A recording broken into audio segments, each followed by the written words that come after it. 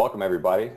Both Kristin and myself are looking forward to spending the next hour with you all talking about some of the new tools and techniques that we're using in our respective companies to improve productivity and effectiveness and remove redundancy within our RCM teams. Some of the objectives for today are basically looking at workflow challenges, looking at a lot of the bottlenecks that occur in traditional revenue cycle management organizations. We're going to look at how to analyze not just productivity, but effectiveness of employees. And we're going to talk about best practices, especially as it relates to workflow automation as well as analytics. Quick background on myself. I have spent more than 20 years in the healthcare arena, specifically focused in revenue cycle management and consulting along with technology development. Here at MetaVolve, I'm responsible for all of our revenue cycle operations, our analytics, data science teams, as well as business development. I do sit on some boards of healthcare IT companies, and I founded a platform company called MyLifeLink as well. Kristin, you want to do a quick little intro of yourself before we get started? Thanks, Matt. So Strategic Practice Solutions is my company. We've been around for about 10 years. We specialize in orthopedic and spine and mostly injury-related specialties. We have actually been working with MetaVolve for about 10 years. We saw a lot of situations out there in healthcare, and we wanted to make things better for our clients. We're a medium-sized company, and we do a lot of out-of-network and motor vehicle and whatnot. So we have kind of a specialty niche there. Thanks, Kristin. So let's get started. So new normal. I love saying this because COVID threw us for a little bit of a curveball per se. But the new normal in revenue cycle management from our perspective is really starting to leverage technology and automation techniques to reduce labor dependency. And not just reduce labor dependency, but make sure that we're effective at the jobs that we do with our labor. And those obviously will drive improved margins for a revenue cycle company. They'll drive better client satisfaction. And they really will take the conversation from being emotional to objective. You know, we like to say in MetaVolve, base your feelings on facts, right? Or base your decisions on facts, not feelings. And the key to that is staying objective and using real information, real data to keep that objective nature. We're going to start to talk more about the healthcare organizations that we do billing for. A lot of folks in the audience, I know you are RCM companies, so a lot of the themes that Kristin and I are going to talk to you today are actually themes that I'm sure you're experiencing in real time. We'll talk about virtualization too, because it's important with COVID now to be able to mobilize virtually at home, work from anywhere, I guess is the new buzzword we're hearing about. And when you have that level of workforce working from anywhere, it's critical that they are effective and you can measure their effectiveness of their jobs in real time. So what is workflow automation? You know, we hear about artificial intelligence, AI, it's the buzzword. Everyone's got it on their billboards at HIMSS and and all the other trade shows out there. But to break it down for us is it's looking at ways we can take claims that don't need to be looked at away from our teams, right? And let our teams focus on the things that actually require intervention. And by require intervention, it means that there's something you can do today that actually will move the ball down the field, right? And that's something that we continue to scrutinize here at MetaVolve, because every single time we look at a unit of work, we're saying, could there have been something better that could have been done? Did that person even need to look at this? And I'm talking about everything from charge entry and coding to billing to AR management, both on the self-paid debt side as well as the insurance side and NPS payment posting. All right, so really the back office functions, which is where we'll focus today. Thinking about where analytics starts to play a role is by understanding your staff, understanding their performance. It allows you to, in real time, we call it load balancing, but making sure you have the right people in the right place, focus on the right things. And that's another big area that is important when we look at automation. So let's back up for a second. So all the things that we're going to talk about today, both myself and Kristin, actually were started out of necessity. So I was asked by our board of directors to take over revenue cycle in April of 2018. Our margin was gone. We were losing money every month. We probably had 6 months at best to be able to keep our RCM business operating. Now, we also are a practice management company. So half our revenue is rev cycle services and the other half is the IT side, right? The PM systems. We rely a lot on our margin from revenue cycle to fund the R&D for the PM. You know, we are a private company. We're small. We're not backed by big private equity or venture capital. So we like to make our own decisions and stay autonomous. So when our margin dried up, we were in dire straits. So when I took over, spending now 20 years working in rev cycle and understanding the complexities of workflow automation and analytics, I started to ask these questions. I started to say, how are we getting our work? Who knows what to do? What kind of reporting do we have? How do we know if we're doing well with the client or bad with the client? I got a lot of, I don't know, I think I know. We wait for the client to get upset with us, right? All questions that as a rev cycle company, we don't want to have, right? We need to have insights immediately. So we started building out workflow automation, and we started building out much more sophisticated analytics technology as well. And that's really changed the game for us. We also recognized that a lot of our staff were placed in roles that weren't aligned with their competency or their desire. When we looked at staff willingness and capabilities, there were big gaps. Okay. And so we knew that that was going to be a factor. And as we remove redundant work, you're going to free up FTEs, and it gives you the ability to really look at your A players and start to make sure that they're in the right roles. And even the folks that may not be performing in certain roles might actually perform in a more specialized area. I had a lot of AR reps that moved to payment posters. I had charge entry data folks move to payment. I had payment posters move to charge entry. I had some payment posters move to AR management. So it really, you have to look at those things once you have technology that gets you efficient. These are just our results that we've seen. We've seen a dramatic change. Our margin was back within 90 days, and it continues to improve. You can see the big one for me is maintaining that margin, or in and around 30% is my goal. I'd like to see it a little bit higher. So again, we're working right now on more advanced algorithms to really carve out more work so I can hire less people as I bring on new clients. Margin per worked hour went from $6 to $123. RCM staff has dropped considerably. We're at 37 now. Now we do billing and AR management for a lot of surgical specialties across the U.S., primary focus, orthopedic, urology, ophthalmology. And then we have some other areas in there as well, gastro and ENT and a few other smaller specialties. So we have a lot of staff, we have a lot of specialties, so we have to be really, really efficient with our people who in some cases have to work multiple specialties. Overtime pretty much disappeared. We do some overtime at month end just to maximize our charges as well as our payments for invoicing. So let's talk about some of the benefits, especially with COVID, right? Now, we didn't design this stuff, and workflow automation wasn't necessarily designed because we were going to have a pandemic hit. I say the pandemic hit, and thank God for workflow automation analytics. All right, so we had to virtualize our rev cycle team within 24 hours. So in the first week of April, I moved all of my folks remote from charge entry all the way to payment adjudication. I could do that because I could watch their effectiveness, not just their production from anywhere, in real time, as well as my VPs and the management team. So that was a really, really important thing for us, was the concept of virtualization. You know, looking at the cost to collect, looking at making sure that we align our expenses to our revenue, making sure that we're forecasting and we understand, you know, when we had to bring people back on. Now, we had to furlough a ton of people, as I'm sure many of you in the audience can attest. We had to furlough folks, and that was unfortunate, but that's just the way it was. So I had to understand rate of change of how my clients' revenue was drying up, because we're in the surgical specialties. A lot of our surgical specialties are elective, and their revenues got dropped by 50 to 75% within by the end of March all the way through May. So as the revenues came back and the volumes came back, I had to use analytics and forecasting to know when I would bring people back off the bench onto active payroll.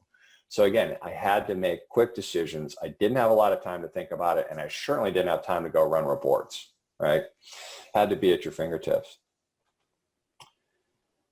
Yeah, I'm going to hand it over to Kristin here for a little bit to talk about some of the challenges that they were up against at SPS before workflow automation, and how we've really partnered together. And Kristin's group has really helped us innovate both our analytics as well as our workflow automation techniques as she runs her very successful RCM company. So with that, Kristin, I will hand it over to you. Thanks again, Matt. So I'm actually going to jump off talking about COVID and the transition and how already being in workflow, using an automated workflow solution helped us to do that. Thankfully, we were well into it by that time. My company is based in New Jersey, and New Jersey was one of the first states to really lock down and stop surgeries, and one of the last to really open up to our surgeons doing surgery again. So I can definitely understand what Matt's saying about his clients' challenges, being his challenge, and how to manage that and to get some insight into what's going on. We were able to mobilize and get our people remote pretty quickly. We were really lucky. And what we're able to do is really get insight into what everyone has been doing, what they're doing during the day, what they are, how many claims they're touching, what the quality of those touches actually are, with the reporting that we're able to get. The challenges before workflow, if we had not had this solution in place, we were half using paper reports, which I'm sure others can identify with. We also do some consulting, and a lot of practices that we walk into to just do consulting and not take over the accounts receivable. We find people working reports, which is the most inefficient and ineffective way to get those claims prioritized.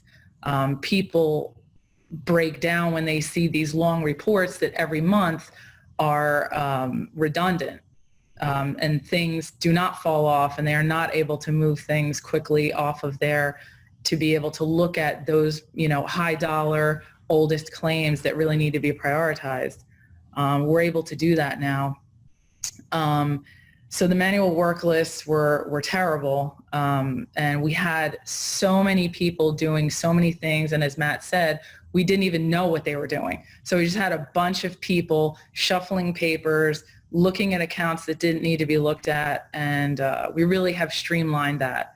I think we've probably had a 30% reduction in staff, I would say, if not more. People are doing things that make sense, and we're able to report on those things that they're doing. And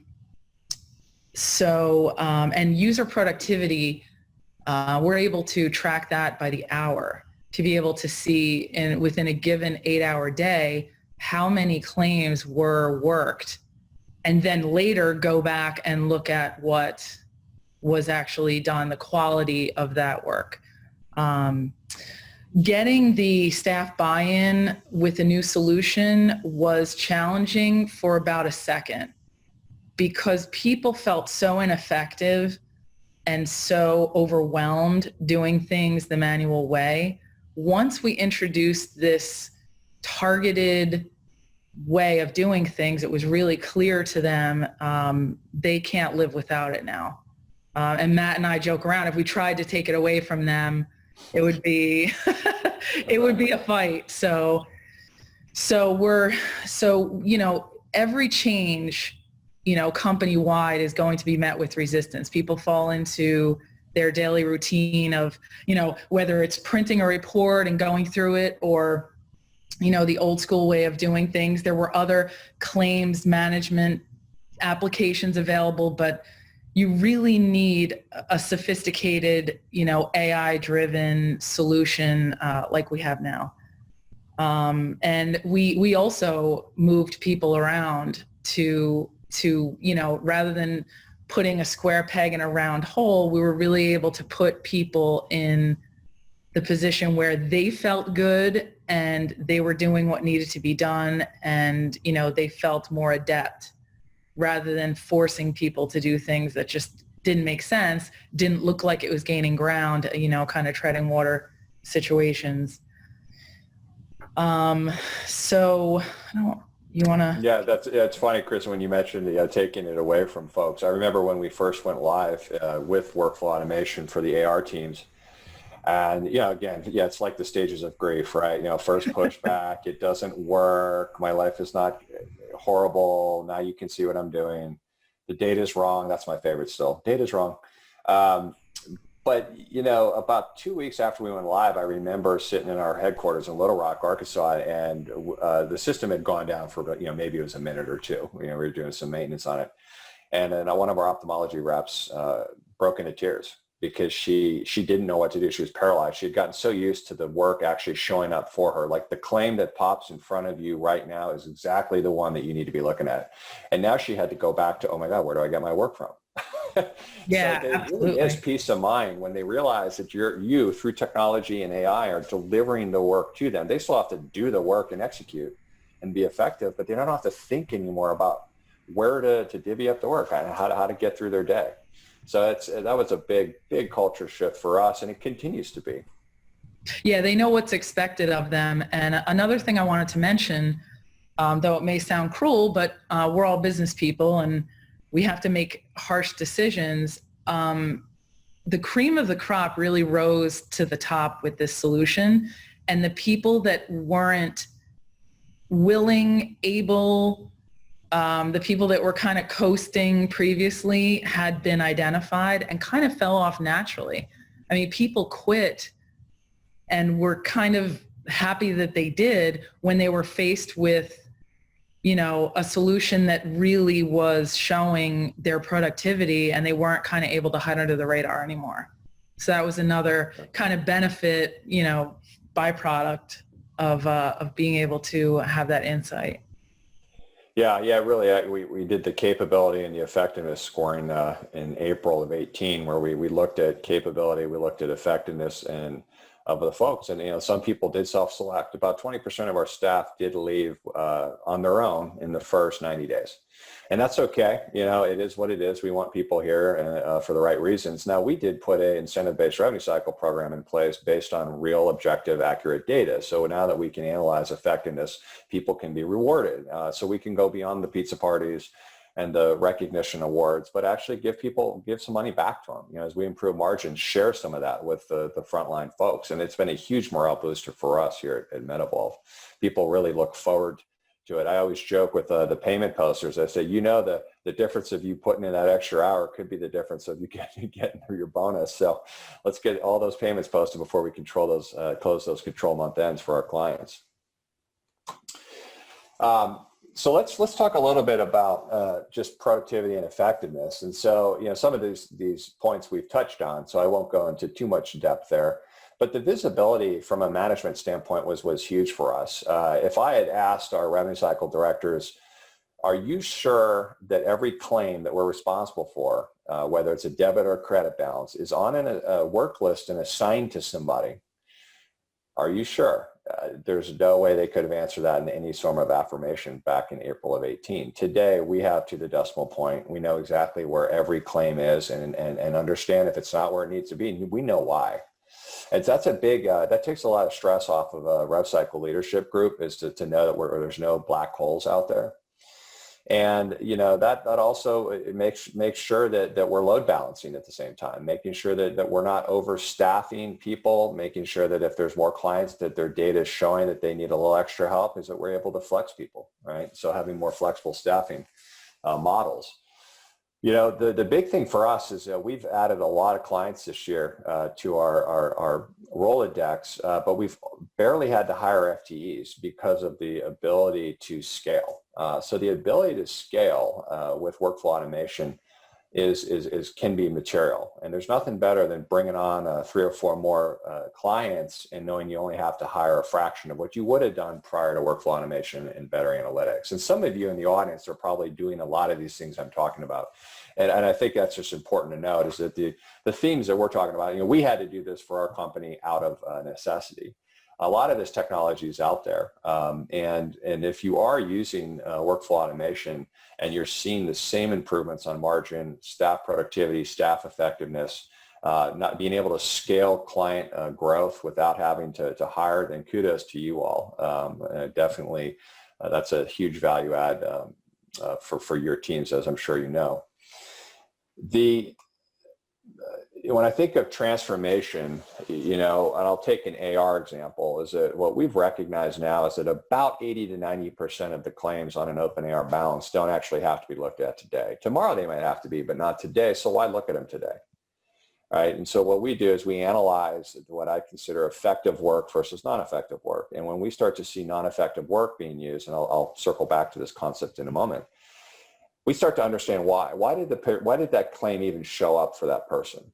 And that's where the AI comes in, because as we start to profile those claims, we start to understand how we can further, with sophistication and algorithms, can further carve those out until they need to be looked at, if at all, right? And so, you could be looking at certain insurance plans and their average days to pay, and you could be looking at certain CPT codes related to those insurance plans and average days to pay. And you may not, based on history, you may not have to look at that until day 27. Or if you haven't gotten the claim, and if it's a claim in process coming back from your clearinghouse, and you may want to look at that at day 15. So you can have flexibility at the claim level through automation, through analytics, and through AI, and that starts to make us more productive. But we scrutinize when we see ineffective work, we scrutinize it to see how we can improve our algorithms. Staff definitely feel more empowered. They feel like they're able to get to their work. They feel like their work's manageable. And if their work's not manageable, we usually understand that before they do. And we're already making changes as the management team.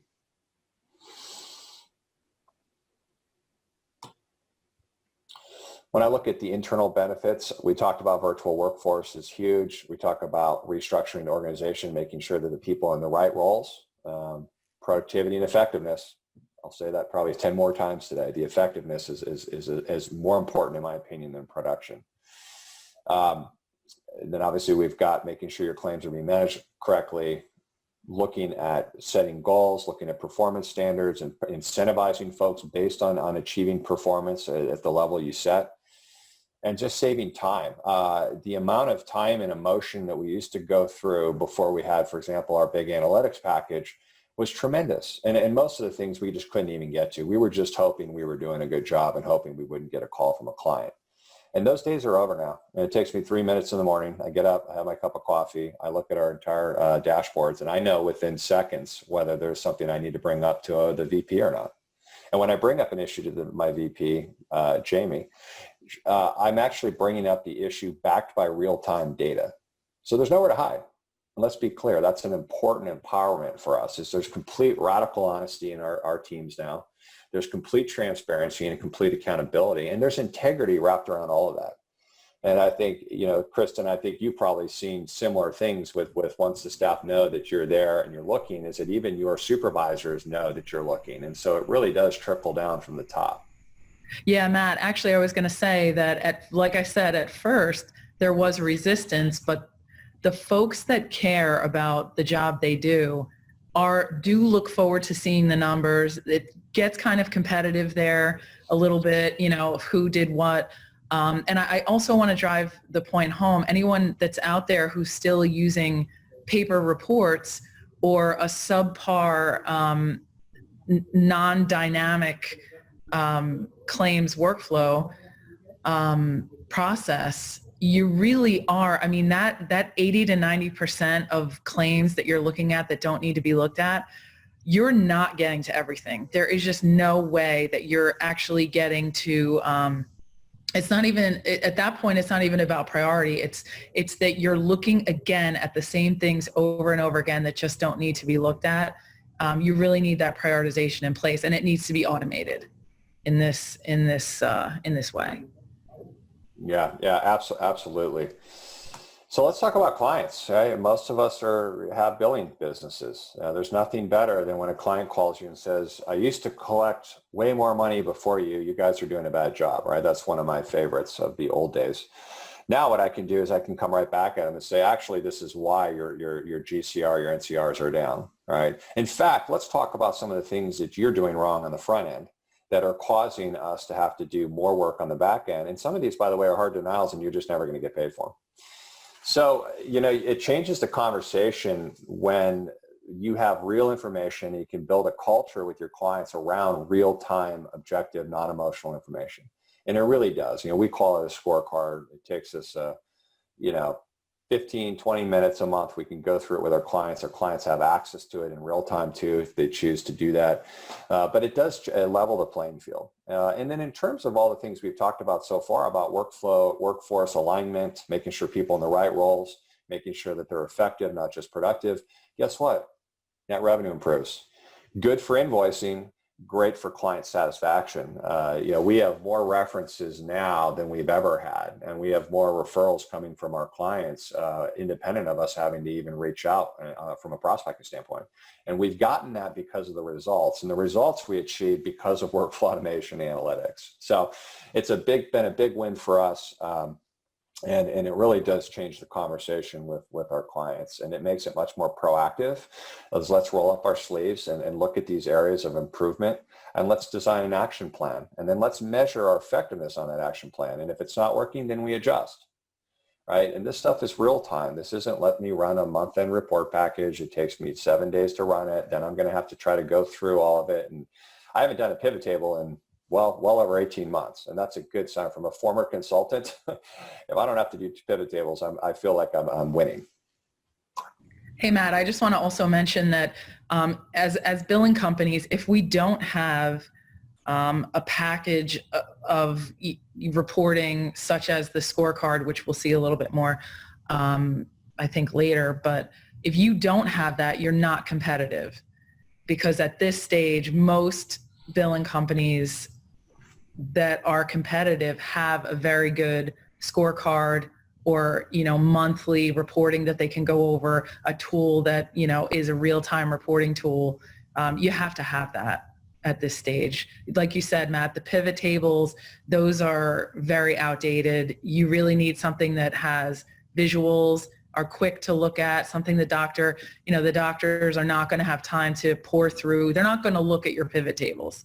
So if you're sending something to your providers that just looks like a jumble of data and it's not put together well, it's not gonna pass muster. Yes, very true. You made me think of something. The other day we were going through our analytics. We use Power BI for all of our analytics, Microsoft's data visualization tool. And I was going through some reports with our RCM team, and I had to click 3 different reports to get to an answer. And so I called the data science lead, my data science guru down in Dallas, and I said, I have a challenge for you and your team. I said, this is what happened. This is what I had to access. And I want you to develop one view for me that answers those questions, because I don't have time to click to 3 different reports. And to know that I have a team here that I trust that can do those things. That's what we're talking about when we get into analytics, is it's bringing lots of structured data together, but it's positioning it in a way that tells a story. And it tells the story quickly. We just don't have time as rev cycle leaders, to try to figure out what's going on, right? We just don't have the time. There's too many other things coming at us. So that's a really, really important piece, and our clients demand it too. So let's talk about some workflow automation, right? Is that when I look at per unit of work for anybody, I'm kind of going down the less clicks is better, right? And that's important to note, is that I don't want our teams to have to jump into multiple systems to get the job done. If 95% of the job can be done on one screen, I want to move in that direction, right? If 5% requires you to do it, that's fine too, right? So we'll strive for 95 and hopefully get closer to 100. But these are just examples, being able to pull an EOB, being able to make sure you understand the claim statuses, at a click of a button, correct a claim, refile a claim, updating insurance demos, diagnosis codes. We'll talk about assigning tasks here in a moment, but do it all in one screen. The other big piece for us, and this is really on the AR management side and also on the billing side, is tracking the things that people do. I can't tell you in this day and age how many times I asked the question, how do you track production? Well, we have people put notes in, okay? Well, the notes is not reportable. I can't report on a note. I can report that the note was put in, but that doesn't tell me the status, let alone the action that was taken based on the status. So here, we made sure that we built in the ability to not only look at activity, right? Contact the insurance company. What's the status? It's in high dollar review. Well, what did you do? I submitted requested documents. Maybe it's medical records. When do you want to follow up on it, right? So basic AR techniques, but these are now structured data points, which is reportable. And that's the key, is it make it reportable so that you have the ability when someone says, hey, how did Sally do or how did Bob do last week? Well, Bob worked 71 claims. He had to touch 79 of that. So, he's touching some of those claims more than once. What's the AR balance that he worked? 1.9 million. What's the cash value, right? We have algorithms that actually estimate the liquidity on that AR, and we bring in a lot of different principles to get to that point so we can prioritize our cash accordingly. But more important, what's the status of the claims? Code or review, claim not on file. Okay, why is it not on file? Do we have an issue with a certain payer, right? So these are questions that we get to ask ourselves and start to answer because of information our representatives are putting into a system that's now reportable. That's a huge, huge theme here, is being able to track structured data and be able to start to analyze what's going on. By the way, when I talked earlier about the AI development, we build a lot of our AR models off of what our representatives are telling us through this data, right? And if there's a way for us to be more efficient, that's the direction we move in. Staff performance, right? We talk a lot about that. These are basic screenshots. You can replicate these any way you want. But, the point is it being able to understand how people are performing, being able to understand how they compare to their group, being able to understand, how far they're pushing claims out, being able to understand how many times they're touching claims, right? If I have a high touch to claim rate, 1.4, 1.5, 1.6, I need to understand, is it a rep training issue? Is it a client issue? Is it both? Why do you have to keep touching claims so much to get them paid? Let's talk about effectiveness, right? You have to understand, Kristin talked about the work hour of day of week. That was big for us to be able to understand, especially with COVID, by the way, to know who's working and when they're working, and they're in the bottom left. And then, you also need to understand the cost of your employees, and you have to understand the effectiveness. The upper left chart there was a real example where I had a highest paid lead, actually, that was my least effective, right? And part of understanding effectiveness is to make sure that folks know that you're looking at it. It's also to make sure that you're staffing correctly and you're incentivizing correctly. So I did a lot of adjustments to the greens in this example up in terms of income because they were more effective, right? But then if I look at over to the right there, is that you can see, how much money are they bringing in after they work in action, and how many actions does it take to get a positive financial outcome, i.e. a insurance payment? What percentage of the AR do they work is being recovered? How do they compare to the group? We wouldn't have the ability to get even this level of granularity if it weren't for the workflow automation, the analytics stuff that I'm talking about. And if you're not able to do these things today, then definitely start to think about what you can do, right? Because these are really, really important for the RCM of the future.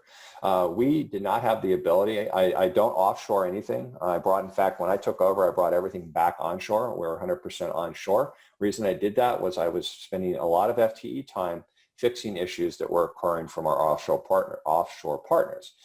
I bring that up because a lot of times when folks look at margin improvement, they assume that, we just found a cheaper way to deliver. It's not. I actually have a more expensive way to deliver, but I'm doing it way more efficiently, right? And I'm getting much better outcomes. Hey, Matt, just to touch base on the incentivization, I did exactly the same thing. Now that I was able to track productivity and have insight, I incentivized my team, and I kind of taught them to treat it like it was their own little business at that point, which gets their buy-in significantly more than just here's an hourly paycheck, touch some claims. So we had the same experience as you did, and it's been very positive. People are excited about it, and you need that. When it comes to accounts receivable, can be daunting. We all know that. So it kind of makes it fun for them. Yeah, absolutely. And it does. And I love your idea there around, creating little companies, right? Because this is, they take pride in the companies, right? They take pride in their clients. And that's important to instill that level of desire to do well, right, by that client. And also be rewarded for it, not just recognized, but rewarded as well. So let's talk about virtual communications. This is something relatively new for us. And again, like anything we develop here at MetaVolve on the technology side, we do it out of necessity for our revenue cycle teams. In fact, I told an analyst the other day, was interviewing me, so well, how do you drive your product roadmap on the healthcare, the practice management side? Well, you know, are you looking at market trends? And I said, no. All I do is I look at how more efficient I can make my RCM team through technology, not just through bodies. And I said, if it solves that problem, then it's going to work for all of our hundreds of practice management clients across the US. And that's really true, right? And virtual communications and virtualizing workforce really took hold earlier in this year, right after COVID. So let's talk about communication methods. I always ask folks, when you need someone other than yourself to do something for you, how do you do it? Well, you know, shut over a cubicle. Okay, well, that's not an option anymore with COVID. I make a phone call. That's not trackable. I send an email. Also hard to track. I write a note. I'm not sure I've written a handwritten note recently, but maybe a paper airplane up over a cubicle. Right, so no way to track it, no way to record it, you know, no accountability, right? No accountability and certainly no transparency into how effective your folks, your peers are being when you're asking them to do something.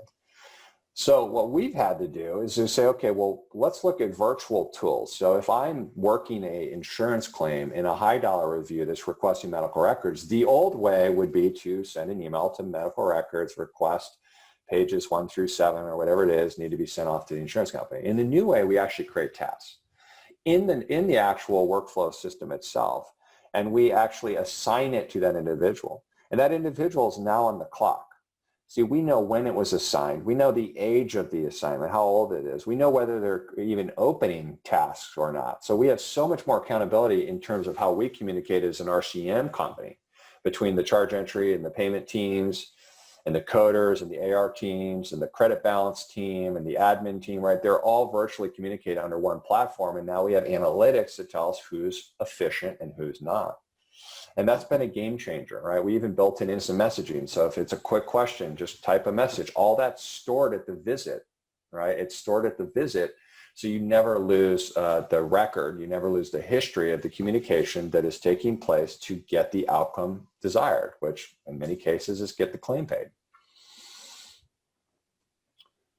You know, looking at ways in which we can report on this has been critical, right? If we start to see, I'll give you a real example. I went into tasks yesterday. I saw we had a couple hundred sitting out there. I noticed 2 of the representatives had an unopened rate of over 50% and an average age of 15 days. It's unacceptable. 1, you shouldn't have an average day 15 days because you just slowed down my revenue cycle by 15 days. And 2, why are you not opening them? Now, do you have other priorities? Are you overworked? Are you overwhelmed? Or are you just not being productive? So now we get to go have conversations with these 2 representatives with real data. And I'll tell you right now, behavior changes quickly around here because they know you're looking at it. Okay, that's just one small example. I think the other piece I'll just mention is that we're now starting to roll this out to our clients. And so when we needed something from our client, what we used to do is send emails. Then we went to Smartsheet, which is basically Excel in the cloud, right? And so our clients are logging into Smartsheet, they're trying to answer our questions, and it's going back and forth.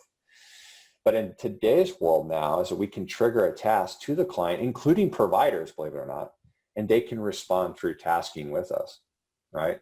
And we're even going to take this to another level where we are going to build out a mobile ability to do it. So if a provider's sitting in the break room in between surgeries and we have some modifier questions while they're having their grilled cheese sandwich, or whatever their smoothie, you know, they're going to be able to go in there and potentially complete tasks right there on their smart device, which will automatically upload to workflow. So talk about efficiency, right? Our objective, get you paid what you're supposed to be paid in a reasonable amount of time.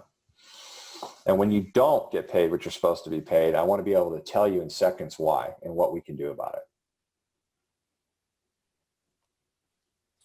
So data transparency keeps our clients informed and accountable. I think we've beat that up quite a bit. I'm not going to get into details here. I just want to give a few overviews of some of the things we look at, which many of these you probably already look at, and if not, consider it. NCRs are a big one, right? I don't care about gross collection rate. It means nothing to me. But net collection rate does, because it tells me, 1, am I writing off non-contractuals that could have yielded money?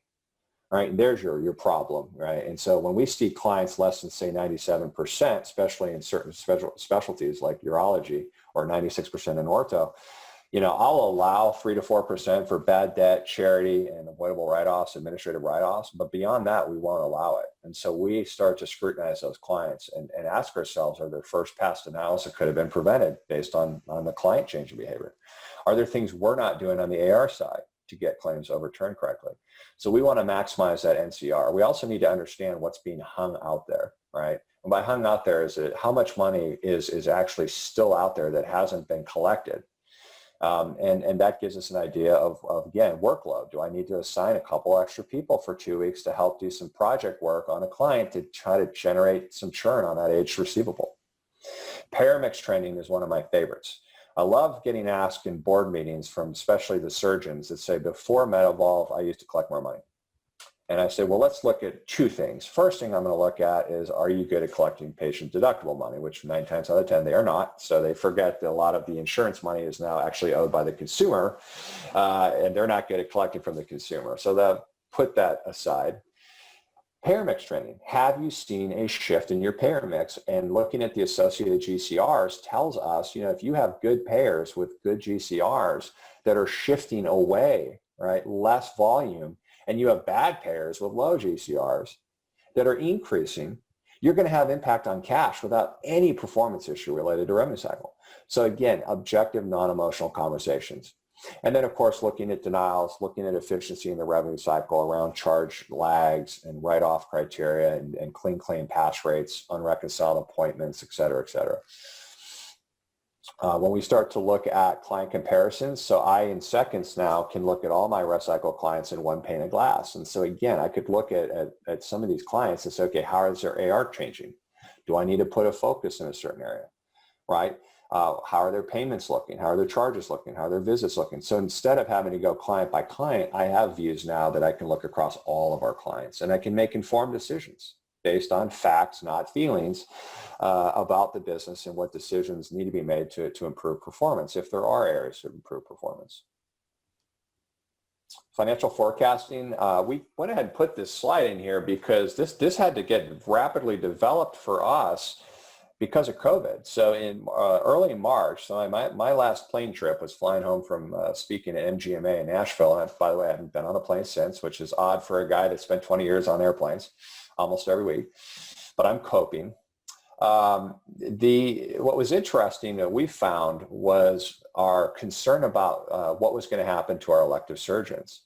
So we rapidly built algorithms that look at changes in rate of change. So you can see in that upper left there, impact to charges was huge. That dip there from 2020 to 2019 comparison, there's your COVID, right? And you can see from right around early April, late March, all the way till really June, mid-June, we were in a big deficit compared to prior year. Then the other things that we want to look at is for the AR that's out there, timing of payments. A lot of people say, hey, I've got an AR value of X, but if I were to say, how much are you going to get from that? And more importantly, when are you going to get it? They can't answer that question, and we can now in real time because of the algorithms that we've built into our data science side. And so I know what's coming in and when it's coming in. I know it's predictable and not. And again, as a small RCM company, I had to understand cash flow because if I had to furlough people, I needed to know when I could even afford to bring them back on. So we didn't end up in a cash crunch as a company. So we built this out of necessity for our business, but it's turned into really something that's become a differentiator, and our clients are starting to use this now. What if COVID comes back? What if the ORs get shut down again? They're also looking at this, forget COVID, so let's just look at this for planning purposes, right? Just for planning resources, resource management. As we look at some of the other things, operating measures is big for us. Again, every morning I can get up in a few minutes, I can look at my billing whip, what's still out there that hasn't been worked. ERAs unposted. Do I have a lot of posting backlog, charges this month compared to last month based on services? So I know, are we doing as good, if not better, or worse? If worse, why? I even look at dates now, like when was the last date that our charge entry coder team actually put a visit on there? So if I see a 2, 3, 4, 5 day delay, I can go after it and say, what's going on? Why are you a week behind on charges for this gastro client? It's not acceptable.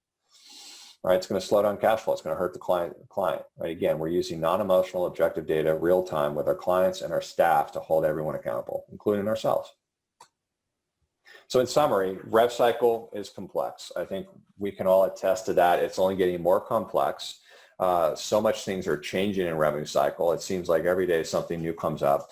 And the one commonality that we've recognized is workflow automation. And while this has been around for a while, this concept is not necessarily new. It's COVID has really exacerbated the need to make sure that we automate as much as we can. We stay as lean as we can.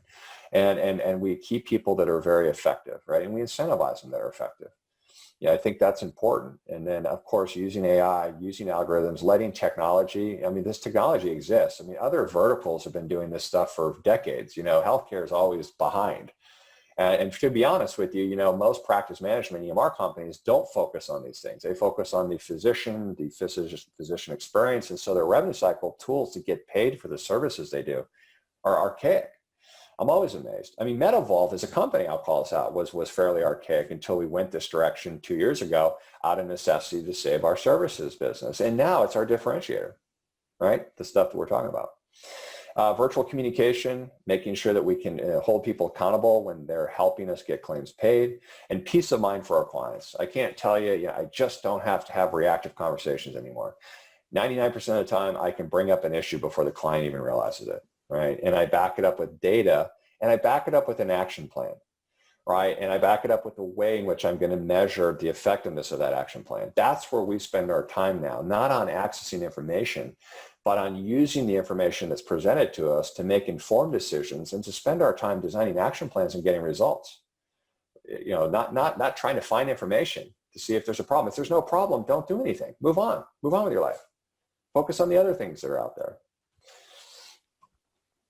So, you know, Chris and I are grateful to have this time. I know we're going to leave some 15 minutes or so to answer any questions you may have. Again, after we break here today, if you do have questions, you want to talk more about topics that we discussed, please, you know, reach out, give us a call. I know we're going to send around a handout as a part of this speaking arrangement here. We'll send a handout that'll give you some questions to answer. Obviously, the intent of that handout is to get you thinking about some of the things that you're already doing, as well as some things that you may be able to do to make your own revenue cycles more efficient. So with that, I want to stop, and we are looking forward to some questions. Thank you.